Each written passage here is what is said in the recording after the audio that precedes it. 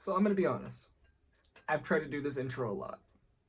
It just hasn't worked the way I expected it, so I just want to get into the video. I'm really happy you guys are here, and afterwards we'll have a little discussion about the channel and everything that I'm doing here. Thank you guys for joining me. Let's get right into it. How do we know that we have a soul? This is important because the Bible seems to teach that we are body and we are soul. Jesus talked about not fearing the one who can just destroy the body, but fearing the one who can destroy the body and the soul. So to start off with, I find the fact that you're supposed to fear God and Jesus kind of a red flag, but that's kind of beyond the scope of this video, so we're going to get into that at another time. As to how important the soul is in this whole question, to be completely generous, I guess I would have to say that that has to do with the properties of the soul. As far as I can tell, and this is kind of spoilers for later on in the video, it doesn't seem to do that much, so I can't see it being important in that sense. And if it doesn't exist, then I don't think it's important in that sense. But I think the fact that people believe in it, and I think the fact that people make decisions based on those beliefs are important. So I can't agree with you that it is an important question in and of itself. So in our age of science, what evidence is there for a soul? Let me quickly give you just 3 arguments. Dude, what the f? So I'm going to make it as clear as possible now, because I'm going to refer to this in the future. Arguments don't equal evidence. Simple as that. One is free will. I'm not talking about Calvinism versus Arminianism. I'm simply saying that we as human beings have the capacity to make choices that are up to us. Okay, so first point. That's more of an assumption and a feeling than it is actually a fact. We feel like we are in control of our actions, but most things we do are reactions to things happening around us or inside our heads. We just don't feel like they are because it's not very beneficial long-term to feel that way, especially for an entire species. This can only happen if there's an immaterial part about ourselves, namely a soul.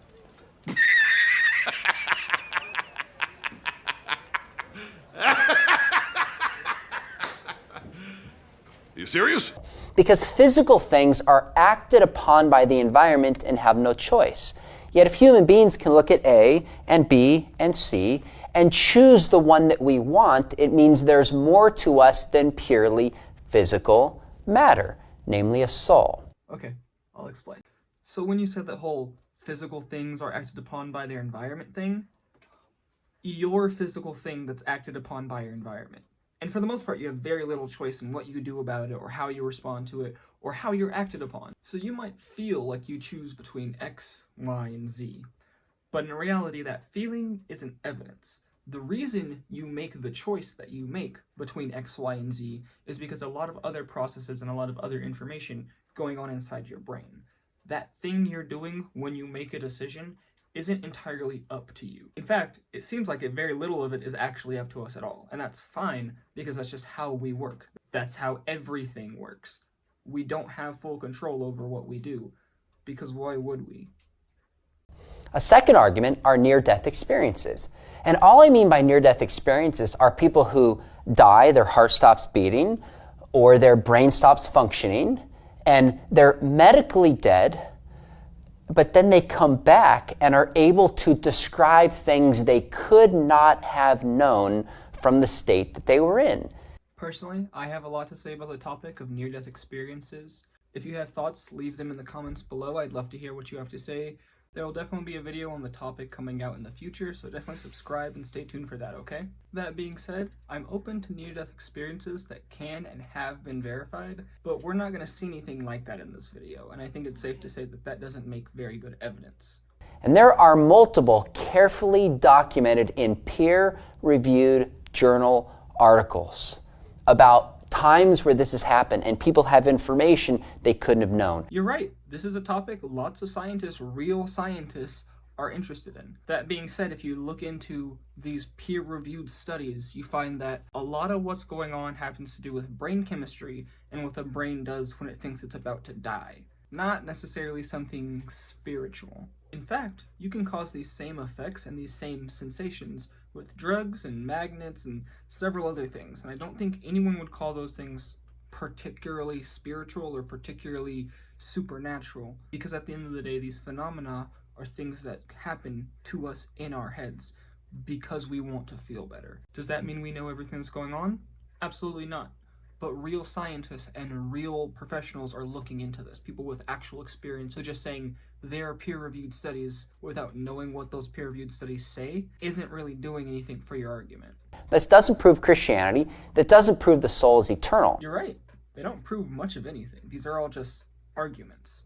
At the end of the day, this isn't evidence. Things that are real, you can test. Things that are real, you can test whether you can smell them, whether you can see them, whether you can touch them, whether you can taste them. This is all just ideas in your head, and that can be useful at times, but doesn't prove anything is real. But it tells us there's an immaterial part of ourselves. When the body stops functioning, the soul continues on. Okay, so even if I grant you that near-death experiences are a thing that factually happen, you can't actually say that the soul is something that goes on after we die. Even if near-death experiences are real, even if the soul is real, we still know nothing about it. Even if we know that they exist, quote-unquote, for the sake of hypothetical, we haven't actually studied any of this. We haven't researched any of this, and we have basically no information. We don't know what the soul does because everything it seems to do, the brain does.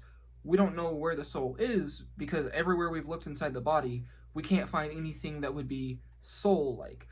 We don't know what the soul's properties are or how long it lasts because we've never been able to measure something like that.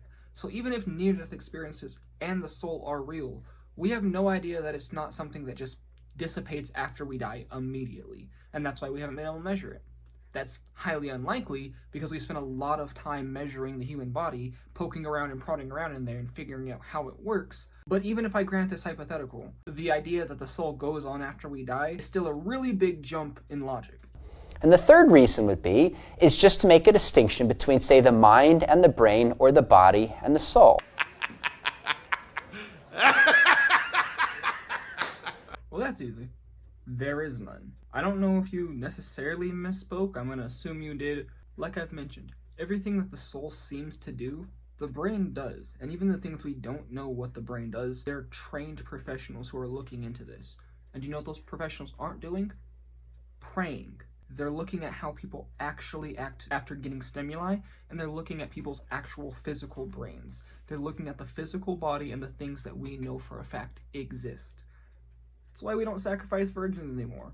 We use medicine because we've studied the things that we can study. We study the things that we can prove are real. Many atheists will say there is no soul. Everything that exists is purely physical. Okay, yeah, but on some level they say that because it has to be true. For things to be real, they have to have an effect on the actual world. They have to have an effect on the real world. I think we can all agree that if there's an invisible space cat that has no effect on reality itself, it's about as useful as an imaginary friend. Actually, an imaginary friend is more useful and real because it's chemical and physical impulses in the brain. An imaginary friend actually serves a purpose when it comes to like dealing with stress and, processing the world. And I don't mean to be rude, but it seems through this video you don't fundamentally understand why it's important things are real. And I mean that in the sense that when we know something is real, that means we can do something with that information. That means that information has some sort of value. That information is independent of us because it exists, because it is real. These ideas in your head, while they seem like they make sense, when pressed up against reality, fall apart so quickly because you're not focused on what actually is real, you're focused on what sounds good. I think that's the main reason why you use arguments instead of evidence and can't seem to find the distinction between mind and brain and body and soul. Because at the end of the day, you're not concerned with what actually is and what can be proven. That being said, I'm going to stop it there. There's more to say, I have more to talk about, but this video is already getting long enough, and I still have a part at the end where I want to talk about the channel and what I'm doing here, so we're going to save the rest for part 2. There's more arguments to get to, don't worry, but we're going to pause it there for now. Thank you guys for watching. For anyone who's just interested in the video, I really appreciate you guys being here. For everyone else, we're just going to talk about this channel and what I'm doing here. I really appreciate everybody watching. Everyone who's not going to stick around, have a great day.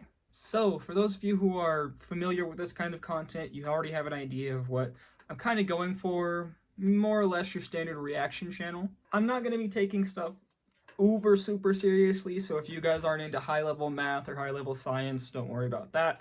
That's not what this channel's going to be. I'm dumb. I'm very dumb. But I can see stupid arguments from a mile away, and I want to talk about those. And unlike other standard reaction channels, I want to talk about things that aren't just religion or politics. And when I do talk about these things, I want to talk about it from a different perspective. I'm not one of those filthy atheists people are so afraid of these days. I'm not one of the people who just going to shut down all your ideas, and I'm not just going to completely dismiss them out of hand. But that being said, giving an argument its due diligence and giving an argument a proper fighting chance, it doesn't mean that you're just going to accept things out of hand and not actually think about them critically, and that's what this channel's for. We're not here to completely just destroy other people in arguments and debate, but we are going to talk about things in a reasonable, rational sense, and I want to make a community where we can share ideas in a healthy way, but also discuss those ideas in a logical and rational way, and I hope you guys will join me for that. As you guys could have imagined, this is my first video on YouTube, my first real edited video on YouTube at least, and I'm really happy you guys took the time to watch it and took the time to get this far in the video.